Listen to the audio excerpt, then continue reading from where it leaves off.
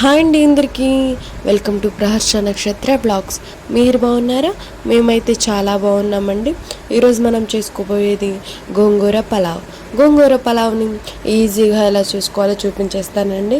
Bachelors అయినా, house wives అయినా, job holders అయినా సరే, ఎవరైనా సరే లంచ్లోకి కానీ బ్రేక్ఫాస్ట్లోకి కానీ ఎవరైనా ఈజీగా చేసుకోగలిగేదండి. ఒక్కసారి మీరు ట్రై చేయండి. మీ ఇంట్లో ఎలా వచ్చిందో నాకు కామెంట్ సెక్షన్లో కామెంట్ చేయండి. ముందుగా మనం బిర్యానీ పాట్ను పెట్టేసుకొని దాంట్లోనికి బిర్యానీ సామాన్లన్నీ వేసేసుకోవాలి. షాజీరా, యాలకులు, అనాసపు, దాల్చిన చెక్క, మరాఠీ మొగ్గ అన్నీ వేసేసుకొని బాగా వేయించేసేసుకోవాలి. లవంగాయలు కూడా వేసేసుకోవాలన్నమాట. వేసేసుకొని వేయించేసుకొని బిర్యానీ వాసన అనేది బయటకు వచ్చేంత వరకు వేయించేసేసుకోవాలి.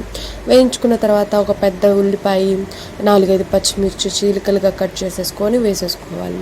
అవి కూడా బాగా ఎర్రగా వేగేంత వరకు వేయించేసుకున్న తర్వాత ఇప్పుడు దాంట్లోనికి 3 స్పూన్ల అల్లం వెల్లుల్లి పేస్ట్ వేసేసుకోవాలి. చూసారు కదా, 3 స్పూన్లు అంటే 3 స్పూన్లే వేసేసుకోండి.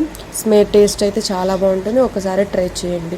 3 స్పూన్ల అల్లం వెల్లుల్లి పేస్ట్ వేసేసుకొని అది కూడా కొద్దిగా పచ్చివాసన పోయేంత వరకు వేయించుకున్న తర్వాత ఒక చిన్న సైజు 3 టమోటాలను వేసుకొని బాగా వేయించుకోవాలన్నమాట.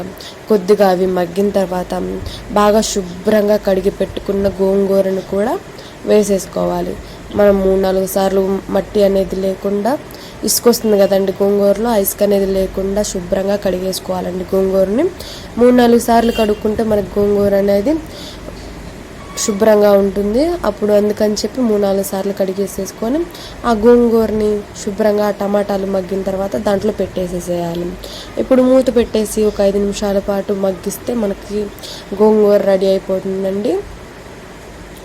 చూసారు కదా, ఆ విధంగా వేసేసుకొని బాగా కలిపేసేసి మూత పెట్టేసేయాలి. ఒక 5 నిమిషాల పాటు ఉడికిస్తే మనకి గోంగూర అనేది ఆ విధంగా మెత్తబడుతుంది అనమాట. చూసారు కదా, గోంగూర అనేది మెత్తబడిన తర్వాత ఇప్పుడు నేను ఒక గ్లాసున్నర బియ్యం తీసుకున్నానండి. ఇప్పుడు గ్లాసున్నర బియ్యానికి 3 గ్లాసులు వాటర్ని వేసేసాను అనమాట. 3 గ్లాసులు వాటర్ని వేసేసి దాంట్లోకి 1 స్పూన్ కారం, 1 స్పూన్ పసుపు వేసేసుకొని బాగా కలిదిప్పేసేయాలన్నమాట. రుచికి సరిపడా సాల్ట్ వేసేసుకొని బాగా కలిదిప్పేసేసేయాలి. మనకి సాల్ట్ సరిపోయిందో లేదో ఒకసారి టేస్ట్ చేసి చూసుకుంటే అడ్జస్ట్ చేసుకోవచ్చండి. మీకు సరిపోకపోతే అడ్జస్ట్ చేసుకోండి. 1 స్పూన్ ఆయిల్ వేసేసి మూత పెట్టేసేయాలి. ఇప్పుడు మూత తీసి చూస్తే మనకి తెరులుతున్నట్లు కనిపిస్తుందండి. బాగా తెరులుతున్నప్పుడు మనం శుభ్రంగా కడిగి పెట్టుకున్న బియ్యాన్ని వడగట్టేసేసి జల్లెడతోటి ఆ తెరులుతున్న నీళ్ళల్లో వేసేసేయాలండి. చూసారు కదా, శుభ్రంగా కడిగేసేసి వడగట్టేసేసి ఆ నీళ్ళల్లో వేసేస్తే మనకి బిర్యానీ అనేది శుభ్రంగా ఉడికిపోతుందండి. టేస్ట్ అయితే చాలా బాగుందండి. ఒక్కసారి మీ ఇంట్లో కూడా ట్రై చేయండి.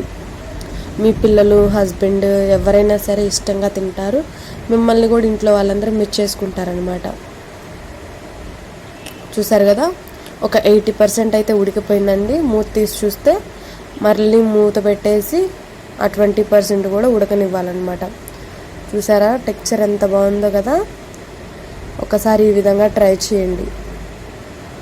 ఇప్పుడు నీళ్ళ 20 మినిట్స్ తర్వాత మూత తీసి చూస్తే మనకి ఈ విధంగా కనిపిస్తుందండి. టేస్ట్ అయితే చాలా అంటే చాలా బాగుంది. ఒకసారి మీ ఇంట్లో కూడా ట్రై చేయండి. మీకు ఎలా వచ్చిందో కామెంట్ సెక్షన్లో కామెంట్ చేయడం మాత్రం మర్చిపోకండి.